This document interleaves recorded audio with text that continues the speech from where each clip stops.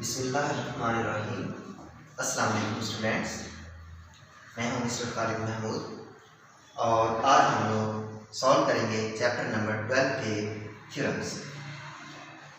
First of all बेटा first theorem जो है, any point on the right bisector of a line segment is equidistant from its end points. Students first of all तो बच्चे इन theorems को solve करते वक्त बहुत घबराते हैं, लेकिन अगर वो इसको समझ के सॉल्व करें, इसको समझ के राइट करें इसको, तो ये अच्छी तरह से इसको सॉल्व कर सकते हैं। इसके अंदर कंफ्यूजन नहीं होती। जस्ट एक ऐसे ही है कि आप किसी एक डायग्राम को बना रहे हैं, आपको पेंटिंग कर रहे हैं, तो उसके रूल्स को याद रखा जाता है। उसी तरह से हम इसकी स्टेटमेंट को याद करते हैं। अगर हमें स्टेटमेंट की अच्छी तरह से समझ आ जाती है, स्टेटमेंट की समझ आने के बाद हम लोग ये बाकी सारा कुछ जो है, इसकी स्टेटमेंट्स हैं, इसके रीजंस हैं, इसका टू प्रूव है, गिवन है, ये सारा कुछ इसकी स्टेटमेंट हमें बताती है। और स्टेटमेंट हमें ये भी बताती है कि हमने इसकी डायग्राम को कैसे ड्रॉ करना है। तो जब हम लोग बात कर रहे हैं स्टेटमेंट के हवाले से, तो हमें फर्स्ट थिंग नजर आ रही है एनी पॉइंट, सेकेंड है ऑन द राइट बाइसेक्टर्स,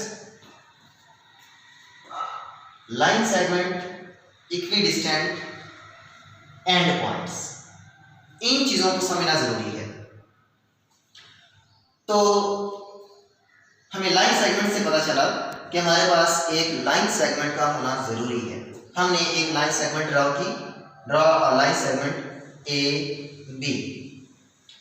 फिर उन्होंने कहा कि any point on the right bisector of line segment means के इस लाइन सेगमेंट का कोई एक राइट बाइसेक्टर भी है जो कि हमें गिवन है। हमने एक राइट बाइसेक्टर ड्रॉ किया जिसको हमने एल और एम का नेम दिया। फिर उसके बाद उन्होंने कहा कि कोई एक पॉइंट, एनी पॉइंट इक्विडिस्टेंट, कोई एक पॉइंट ले लिया हमने। लाइन जो होती है इसके ऊपर मैनी पॉइंट्स होते हैं, हमने उसमें से कोई एक पॉइंट चूज करना है। सपोज करो हमने ये पॉइंट चूज किया P, P is a point, is equidistant from its end points, its end points। किस चीज के end points, हमें ये भी तो पता होना चाहिए किस चीज के ये end points हैं। end points of line segment A B, A B के end points A and B है। ये जो P है ये equidistant है, A से P का डिस्टेंस और B से P का डिस्टेंस इक्वल है। अब हम इसको सॉल्व करेंगे तो इसके अंदर हमें जब स्टेटमेंट की सारी समझ आ रही है तो हमें पता चल गया कि गिवन हमें क्या दिया हुआ है। हमारे पास गिवन में एक लाइन सेगमेंट है और एक उसके ऊपर लाइन सेगमेंट ए भी है और एक लाइन एल एम है जो उसके ऊपर परपेंडिकुलर है। तो line L M intersects the line segment A B. Line है तो लाइन के लिए हमने arrow line, arrow head line use की है, लेकिन लाइन सेगमेंट के लिए हमने एरो नहीं लगाया। बिकॉज ऑफ वाई, हमारी जो लाइन होती है उसकी सिंबल ये है, यूं हम लाइन को शो करते हैं। A line has no end points but a ray has only one end point. Ray का एक एंड पॉइंट होता है। सपोज करो ये एक रे का एंड पॉइंट जिसको हम ए का नेम दे रहे हैं। इसी तरह से जो लाइन सेगमेंट होती है, line segment has two end points A and B. इसीलिए हम लाइन को एरो हेड से शो कर रहे हैं। लाइन सेगमेंट के ऊपर कोई एरो हेड नहीं लगाया। At the point C such that L M perpendicular to A B. ये साइन परपेंडिकुलर का है, L M is perpendicular to A B. ये जो एल एम है ये ए बी के परपेंडिकुलर है। तो students A C is congruent to B C, क्योंकि वो उसको हाफ में यानी कि परपेंडिकुलर है। राइट बाइसेक्टर, राइट का मतलब होता है at 90 degree and bisector means to divide into two equal parts. हम लोगों ने लाइन सेगमेंट ए बी को राइट बाइसेक्ट किया है, मींस के to divide into two equal parts at 90 degree, हमने उसको 90 डिग्री में बाइसेक्ट किया है। तो A C is equal to B C. जब हाफ ऑफ करते हैं, बाइसेक्ट करते हैं, तो ए से सी का जितना डिस्टेंस है उतना ही डिस्टेंस बी से सी का है। हाँ बता, अगर हम बेईमानी कर लें तो ये डिस्टेंस इक्वल नहीं हो सकता। तो P is a point on L M. ये जो पॉइंट P है ये LM पे कहीं भी एक पॉइंट है, ये गिवन था। टू प्रूव, अब हमने प्रूव क्या करना है। प्रूव करने में उन्होंने कहा is equidistant from its end points. Is equidistant, जो पॉइंट P है ये इक्विडिस्टेंट है इसके end points A and B से, ये हमने प्रूव करना है। PA is congruent to PB, P से A का डिस्टेंस एंड P से B का जो डिस्टेंस है ये कांग्रुएंट है। कंस्ट्रक्शन, हमने अब कंस्ट्रक्शन क्या की है, हमने ये जो लाइन लगाई है dotted line, join point P to A and P to B the end points of line segment AB। ये जो हमने इसको ज्वाइन किया है ये हमें गिवन में नहीं है, ये टू प्रूफ में है और हमने इसको कंस्ट्रक्ट किया है, कंस्ट्रक्शन की है, P को B से मिलाया है और P को A से ज्वाइन किया है।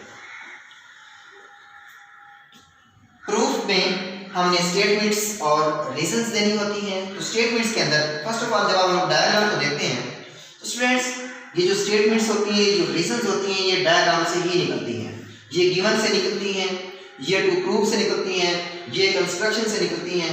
अगर हमें स्टेटमेंट की अच्छी तरह से समझ आ गई है तो ये हम लोग ऑटोमेटिकली खुद ही इसको राइट कर सकते हैं। In triangle ACP correspond to triangle BCP, ये ट्राइंगल हमारे पास है ACP एंड ट्राइंगल BCP, ये दो ट्राइंगल्स हैं और ये कोरस्पॉन्डिंग ट्राइंगल्स हैं, मींस कि ये आमने सामने हैं और एक दूसरे के साथ हैं।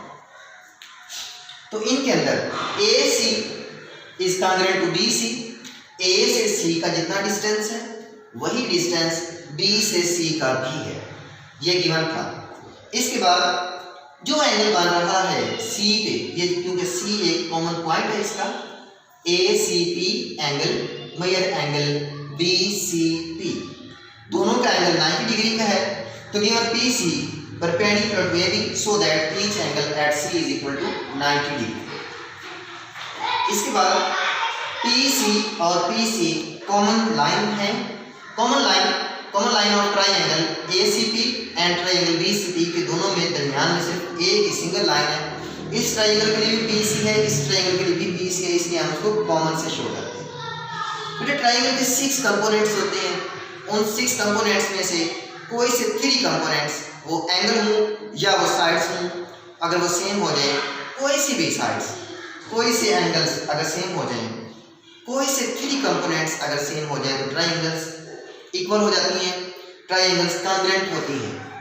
तो हमने अभी प्रूव किया कि इसके अंदर 2 लेंथ्स एंड 1 एंगल जो है वो सेम है, 2 साइड्स और एक एंगल जब सेम हुआ तो ट्राइंगल्स सेम हो गई, कांग्रुएंट हो गए। तो triangle ACP is congruent to triangle BCP, ये ट्राइंगल इसके कांग्रुएंट है, मींस के अप्रोक्सीमेटली इक्वल है। जब ट्राइंगल्स इक्वल हैं तो उनकी कोरस्पॉन्डिंग साइड्स भी इक्वल होना जरूरी है। तो इसका जो हाइपोटेनस बन रहा है AP और इसका जो हाइपोटेनस बन रहा है BP, ये भी कांग्रुएंट हैं। Hence PA is congruent to PB, corresponding sides of the congruent triangles.